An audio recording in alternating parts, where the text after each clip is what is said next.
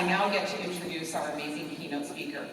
Dr. Manuel is a professor of sociology and American studies and ethnicity, the director of the USC Equity Research Institute at USC. Go Trojans. Dr. Manuel is a distinguished professor where he directs equity research. He is the chair in civil society and social change and holds an economics and PhD from the University of Massachusetts in Amherst. Dr. Pastor has previously served as a public member of the Strategic Growth Council and helped shape policy that impacted the Affordable Housing and Sustainable Communities program. If you're not familiar with that, it's a program that has spurred a lot of housing here in the Valley. There's one under construction just down the street, in fact.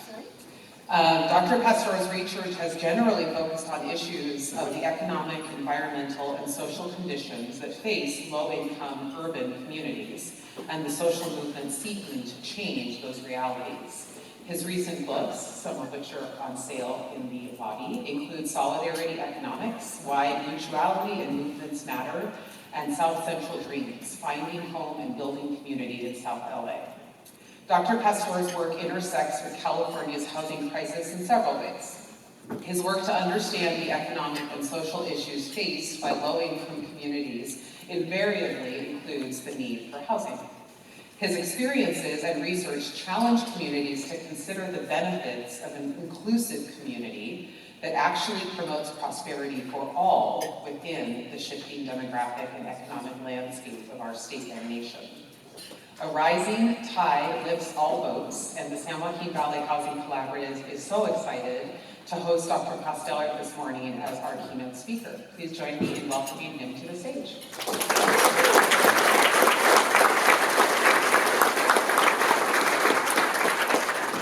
Thank you. Thanks for that introduction. I always say a part of my bio that gets left out that's the most important is that I've been married for 44 years. And my wife and I say many of them happily. So you learn from the hard times as well as the good times, and of course we have a mix of hard and good times right now. I was actually supposed to be preceded by the mayor who was going to welcome you to Fresno. So on behalf of USC, welcome to Fresno. I do want to say that some of you from in-town probably don't realize that some of the folks from out of town were at this hotel last night and there was no water. So if the person you're sitting next to smells a little ripe, just remember, don't be a hater. It's one big community. So I'm going to talk a little bit about some of the bigger picture transitions in terms of the demography of our nation, the demography of the state, and of the San Joaquin Valley. I'm going to talk a little bit about the economic trends, particularly the single biggest trend in the United States in recent years, which is the widening inequality, which is, of course, part of the housing crisis. Along the way, I will be using lots and lots of graphs. If you don't like graphs, I don't like you. But I realized by looking at a group that would create a t-shirt called Zoned and Ready to Party, that you really are a bunch of nerds. So I think you'll enjoy it. At the end, I will have some pictures, I will have some poetry, a stirring and emotional conclusion. So all of you English majors, get ready, that's your moment to shine. So before I begin, I want to say, I often do before I start talking, that if along the way my voice sounds a little harsh or tired, worn out, you might think it's because I've been screaming at television pundits talking about stuff they know nothing about. That's probably true. But it's also the case that I have a voice condition that's called spasmodic dysphonia, spasms around the voice box, which can actually cause your voice to break. It's a condition made famous because it's the condition that Robert Kennedy Jr. has. Ever heard him? His voice sounds really scratchy. If my voice was not treated, I'll explain how. I would sound like Robert Kennedy Jr. I would not be as delusional as Robert Kennedy Jr. And I am showing up today completely vaccinated, not wanting to infect anyone. And the way that it's treated, this is true, is once a month with injections to the neck, unfortunately, of Botox. Which is why I look so damn good. So, this title, No Longer at Ease, seems especially appropriate today. We think of the moment we're in, and for those who know, the title, No Longer at Ease, is the title of a book by a famous Nigerian author, Chinua Achebe, who was sort of a breakthrough for African literature in the West, about the discomfort of a young man who grew up in the countryside, moves to the urban areas, and his country's in turmoil and transition, as is his life. And that describes what we're going through. But it's not just this moment. If you try to root ourselves a little bit in the history, I think a lot about my son, who's 39 years old, who's one of his first real memories is of 9/11, which is what we're thinking about today. And the sense that the country was vulnerable, that it could be attacked by extremists, that the world was uncertain. That was followed soon enough by a financial crisis. This was just as he was getting out of college. And as you know, when you enter a really bad labor market, it sort of damages you for the rest of your life. Plus, he decided to become a musician, which is not a high-wage career. But that financial crisis ripped away wealth from so many, particularly Black and Latino homeowners. And it shook young people's faith in a capitalist system that seemed to reward those who had made the reckless loans and punished those who had been the victims of that predatory lending. It was followed for them by a brief moment of optimism around Obama being elected. Maybe we're post-racial finally. But the Tea Party and its racial undertones, its suspicion about whether Obama was born in the country, created a turmoil that helped feed into the election of Trump. We then had the COVID crisis, which was the disease that revealed our illnesses as a society, a racial wealth gap so that some did not have a cushion during a financial emergency, inadequate access to health care, undocumented and mixed status families that were frozen out of assistance even as they were labeled essential workers.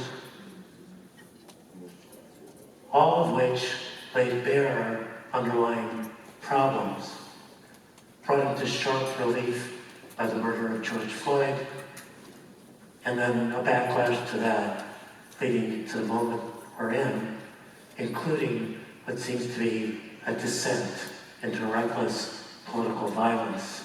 Yesterday's assassination of Charlie Kirk, but earlier this year, the assassination of Democratic Minnesota head of the state legislature there, and sort of bipartisan descent into chaos. We are no longer at ease. And we need to deeply ask, how did we get here? What is driving the fear, the polarization, the difference that not only is creating this dangerous moment, but is preventing us from solving solvable crises like affordable housing? Because on the one hand, that's got something to do with zoning, it's got something to do with finances, it's got something to do with CEQA, it's got something to do with a lot of policies. But it's more deeply a symptom of our disconnection, of our sense that I've got mine, I'm not really sure I care if you've got yours. We are not one. And when we are not one, it is easy for people to go unhoused or poorly housed because of the lack of policy and care. So, how did we get here? In order to talk about that, this is very interesting. This one is a little bit washed out. This one is a little less washed out. I think AV does not like this side of the room. But we can think about the bigger demographic changes in the country. The country is slated to become majority people of color by the year 2044, 2045. It is something that creates, for some, a sense of anxiety and dread of their America disappearing on them. It creates, for others, a different sense. I'm from Los Angeles. We became majority people of color in 1988. All I can think is that soon the rest of the country will know the joy of a Korean taco truck. And what could be wrong with that, right? But, as you know, it's fed into a worrisome, racialized politics. And it's something we're familiar with, because if you go back a slide, the demographic change in the United States between 2020 and the year 2050, going from about 69% non-Hispanic white to about 47% non-Hispanic white, that's the demographic change that California went through between 1980 and 2000. We were America fast forward. Now, some of you in this audience are young. Some of you, looking at you, brother, are not. I'm with you, brother, I'm with you, yeah.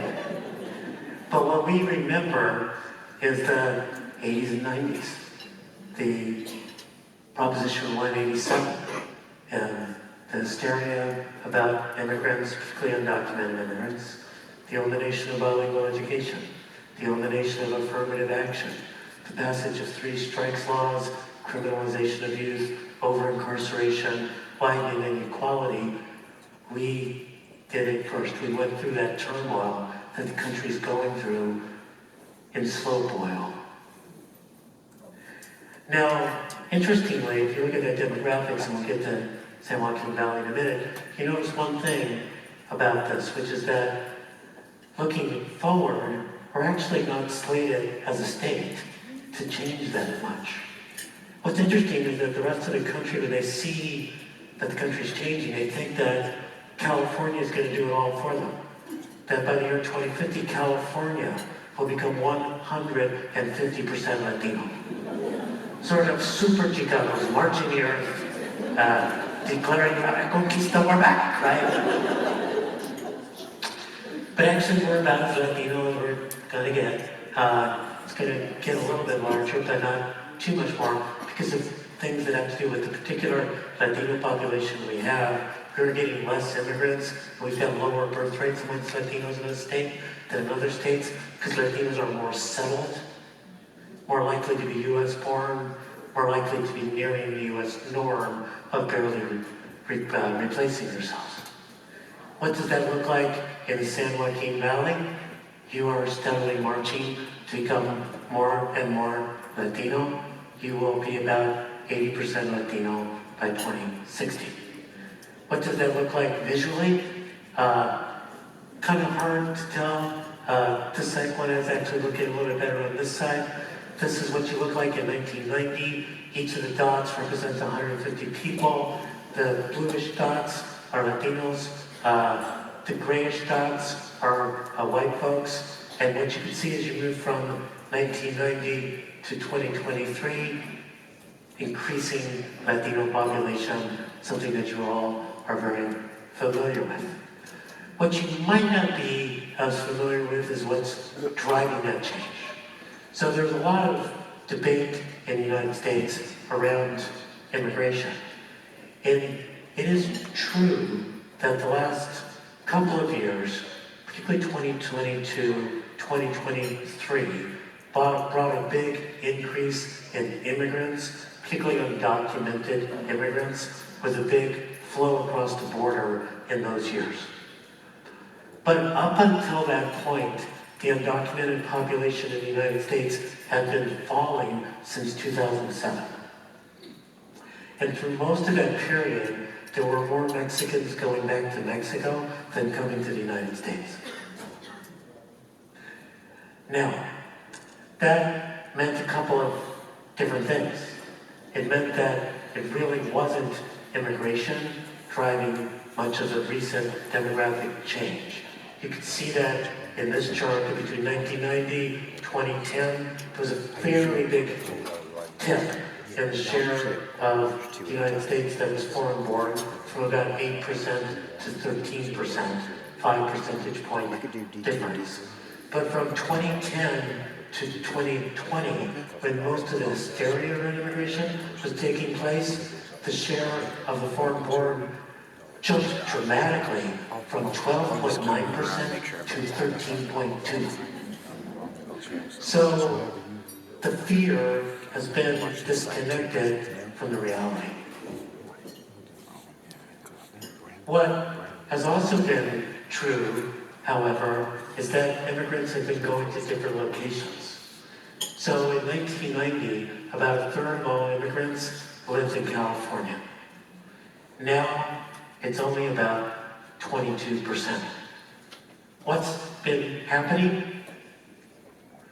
This shows you, a little more complicated, the share of immigrants who arrived in the last 5 years and where they're located. So in 1980, about a third of the immigrants who arrived in the last 5 years located in California. Now, that's about 15%. They're also not going to New York or Illinois, which is places that were the traditional immigrant destinations along with California. People might hate you, but you can buy a house. So the affordability crisis has been pushing people out of the state. Both folks who arrive and then move later, and people who are destined or whose initial destination are other more affordable locations. The elsewhere, most of the people arriving elsewhere are moving into the South. And that's been a big change for parts of the South that had never seen immigrants, either Mexican, Latin American, or Asian immigrants before. So what does it look like here in Fresno and then in the San Joaquin Valley? This chart shows you the share of foreign-born for the US, that's the lowest line, share of foreign-born for California, top gray line, share of foreign-born, percent of the population born in another country for Fresno. One thing you're going to notice about Fresno, the immigrant population as a share has actually been on a decline. And you can see this, moreover, by looking at the race nativity breakdown. On this chart, white people seem to have disappeared. Sorry. Didn't mean that. But it's a little bit clearer here. The share of the population that's US born Latino is 40% compared to the share of the population that's immigrant Latino, only 15%. And that ratio, more than 2 to 1, is actually higher in the San Joaquin Valley than it is in the state as a whole, or for example, in Los Angeles. There has, however, been a leftover from the previous periods of immigration. What this shows is the undocumented in California, we'll get to the San Joaquin Valley in a minute, US citizen family members living with undocumented family members, and then lawful residents, mostly green card holders, living with undocumented family members. By the way, living with, this doesn't mean your cousin in another house. Living in your same house as a family member.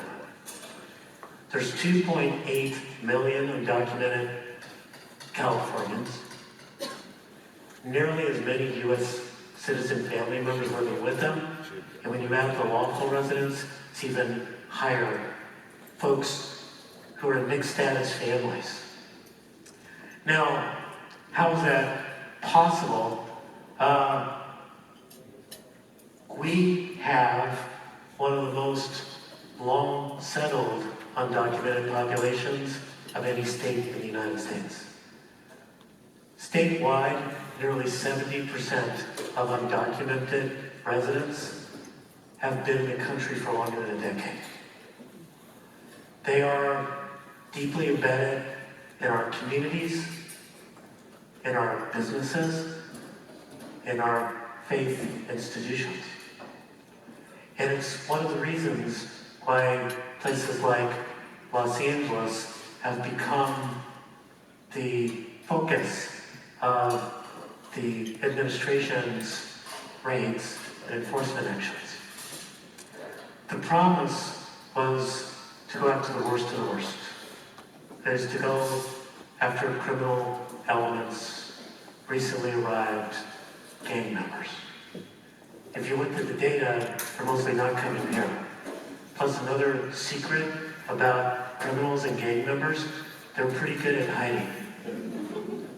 Who's not good at hiding is a car washer who's been in the country 30 years. A farm worker who's showing up to the fields. A garment worker or a street vendor or a day laborer. So rather than having a targeted approach, the administration chose to move to target-rich environments. But they're more likely, particularly given the nature of the population here, to be disrupting a mixed status family than elsewhere in the United States. Does that make sense? So that is particularly true in the San Joaquin Valley. Your undocumented population is actually outnumbered by the US citizen family members living with them. Because you have a lot of farm workers who have settled, maybe they've even moved into other occupations, but they're raising families here. They were initially employed at times by farmers who thought they were getting cheap labor and then realized they were getting skilled labor and wanted to hang on to them and have hung on to them over years. And so disruption here is important too. And it means that, for example, 16% of your kids under the age of 5 have at least one undocumented parent. So the fear that this current set of mass deportations is striking in family members and communities is real, is palpable and shows up in the data. Last bit of demographics, actually two, and then a little bit of economics and then some stories, is the median age by race and ethnicity in the San Joaquin Valley. You've got a median age means half older, half younger. For the San Joaquin Valley as a whole, the median age for white folks is 45. The median age for AAPI and black folks is around 35, 36. The median age for Latinos is 28. 45, 28, 17 years. It's a generation gap, in which an older generation doesn't always see itself in a younger generation, even though it should, for reasons I'll talk about a little bit later. The last graph I want to show is something people don't think about. I should say one other demographic thing. Your region, you should feel proud of this, is really the future of the state. Because you have a higher share of children, and you're projected to have even more and more of the state's children than places like LA, which has become so expensive that families are moving away. Or they're like my kids who refuse to have children. Damn them. Because I think I'd make a great abuelo. But abuelos necesitamos nietos, right? You gotta have the grandkids to be a grandfather. And that's a bit worrisome for the following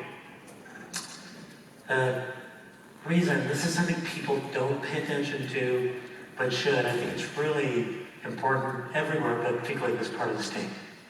And it's illustrated by the following fact. Every year that goes by, Latinos and Asians also turn 1 year older. So when we look at that generation gap, and because we've lived in California with a wider elder population and a browner younger population, we think that the past is the future. Like that immigration will still continue and it's actually slowed down. That it's mostly recently arrived and it's long settled. But the other thing that's no longer true has to do with age projections from the state of California. The gray line is white folks. And what the state of California is projecting is that the median age of white folks is going to be about the same. They're about as old as they're going to get. The median age for black folks is going to continue to rise at about the level of the state of California. The median age for Asians, the green line, is going to rise, get close to white folks. You know who's going to get old the fastest? Latinos. What that means is unless we address economic inequality and housing insecurity now for this population, as they hit the age of retirement, they will be without wealth, they will be without security, it will be a burden for the entire state. So we need to take a look at these issues, in particular because the biggest economic phenomena that's been going on in the United States is not the loss of industrial jobs. It's not the trade wars. It's the growing level of income inequality. In the 40s, 50s, 60s, 70s, about 10% of national income was going to the top 1%. Unequal. Now, the top 1% gets more than 25% of national income. the 1% has run away from the rest. Part of the story of that is the rise in CEO pay. In the 1960s, the average CEO made about 30 times what the average worker in his firm made. They were nearly all men. Now, the average CEO makes about 300 times what the average worker makes. So huge run-up in CEO pay. The other part of the story, though, is that right behind the 1% has been the 1 to 5%, the 5 to 10%, sort of professional middle class hanging on to those coattails and winding up hoarding opportunity, thinking that they can seal themselves off from the housing crisis with just housing development that serves that group, thinking folks can be sealed off from the challenges of education with private schooling, private investment in our public systems. So we've got a 1% running away from the rest. We've got a population that has shifted from a perspective of there, but for the grace of God goes I, to a perspective that I'm glad it's not me. And how can I protect my own? And that shows up everywhere. In the San Joaquin Valley, you've been blessed. This is job growth. You're the blue line. One thing you're going to notice about job growth is that your job growth has been faster, it's exceeded the state of California and certainly the US. That's the good news. Here's the bad news. This is earnings per job. So you've grown a lot of jobs that don't pay a lot of money. And that's put the region that is the future of California at a disadvantage with regard to being able to afford housing, address necessities of life, etc. We talked about the 1% running away from the rest. What this graph tries to take a look at is what's happened for folks at the 90th percentile of the income distribution, 80th, 50th, 20th, 10th. And the story here is again of rising inequality for those of us who are better placed in the job market and slipping fortunes for those who are at the bottom. I'm going to jump over these slides because what I want to get to is a close. These are really good slides. I'll make them available to you. But what I want to talk about, because I got 5 minutes left to sign, I'll say a couple things about those slides, and then without them, so that you just pay attention, and then move on to this.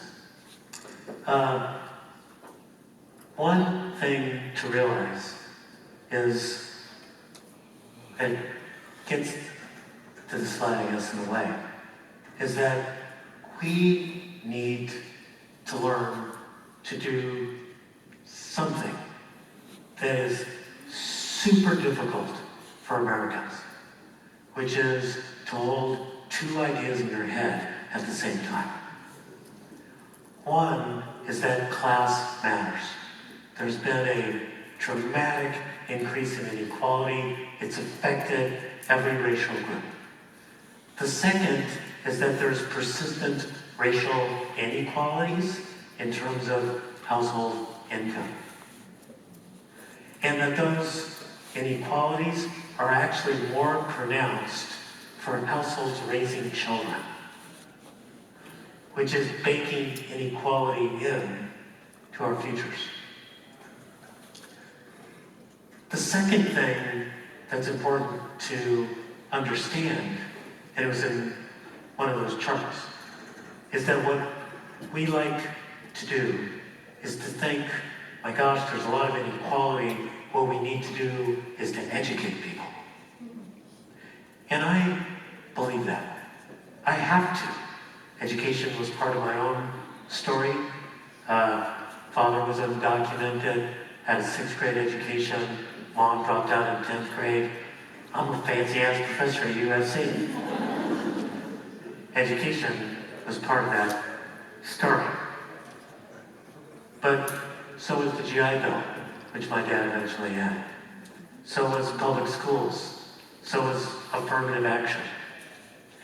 And when you look at earnings by education level, they do rise with education, but there's persistent disparities for Black and Latinos at every level of education. High school degree, community college, college. And actually for Asians, the only time the white Asian disparity disappears is with a college degree. So what's going on there? For Black folks, discrimination in terms of both job seeking and job promotion. For Latinos, a little bit of that, plus a lot of uncertainty around migration status. And then for both, network effects, which is who you know and how it impacts the jobs that you connect to. So we need to educate people, but we need to work on building our networks. We need to work on building our institutions that can connect people. How do we get there? I think a couple of things are important. First, we need to continue to talk about race, and importantly, racism. When you talk about race, that's mostly asking people about their cultural heritage and what month do we get to celebrate you. When you talk about racism, you're talking about the structural issues that get in the way of communities being able to realize their dreams. It's one of the reasons, by the way, you didn't hear me, and I virtually never use the term disadvantaged. Because disadvantage sounds random. Like spasmodic dysphonia, it's a disadvantage. But it's pretty random.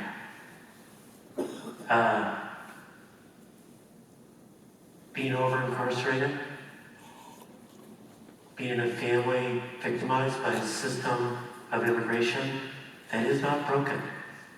It's doing what it's supposed to do, of marginalizing communities. I think it's more important to talk about structural disempowerment. However, what we need to do as we talk about that is to be data-oriented, to focus on the facts, to be forward-looking. What does this mean for our future? To be solidarity-oriented. How does it impact us all? And to be inviting. To call people in versus call people out. And the importance of that is seen, I think, if you think about the fact that I used a lot of humor. It's partly just to get you comfortable talking about topics that seem uncomfortable. What's also needed is a new economic vision. And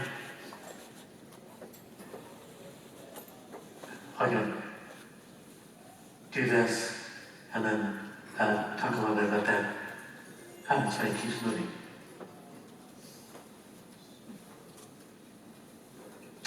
Okay, so this is my favorite graph. It's partly because it's animated, but it's also because of the story it tells. This is what demographers call generally a demographic pyramid. Lots of young people, less middle-aged, and then as we move on, we pass on.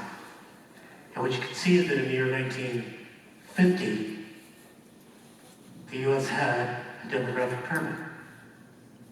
The baby boomers, lots of their parents, not such good medical care. So in 1950, a lot of folks, 60, 70, 80, didn't make it there. But as time goes on, you can see that the demographic pyramid is becoming a demographic cylinder. Less children being born, less immigrants filling in the middle, who, by the way, arrive already educated and ready to work. We didn't have to pay for any of that. And lots of older people living longer. And that means the following thing. How many of you have children?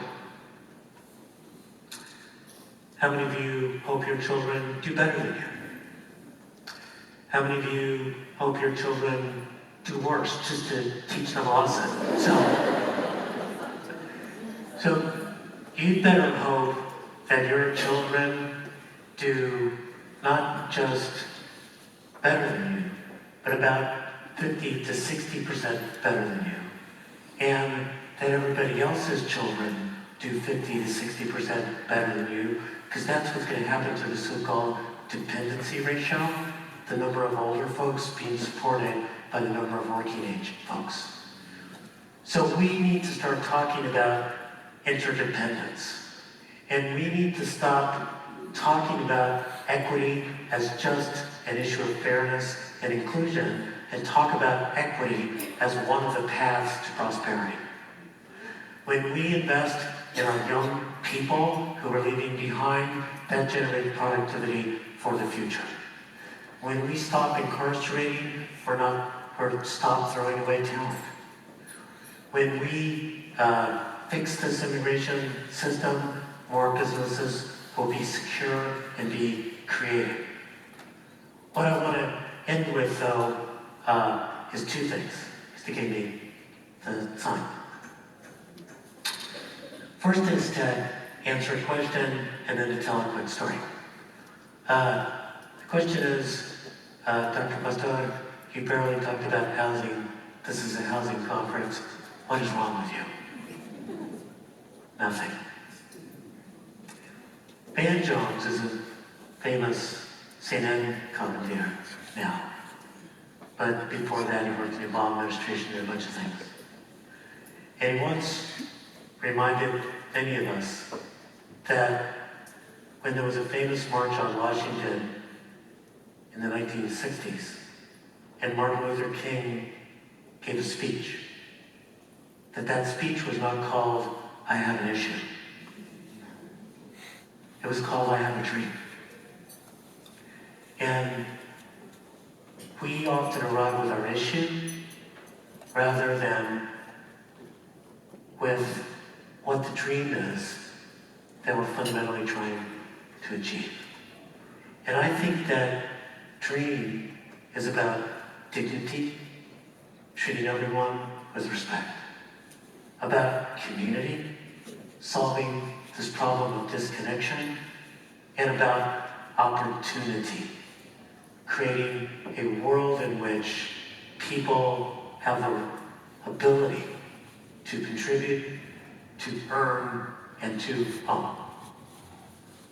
Dignity, community, opportunity. Those are the values that I think should guide our economic policy. Those are the values that should guide our housing policy. And those are the values that could perhaps take us from being no longer at ease to being comfortable that we do have an American future. Thank you.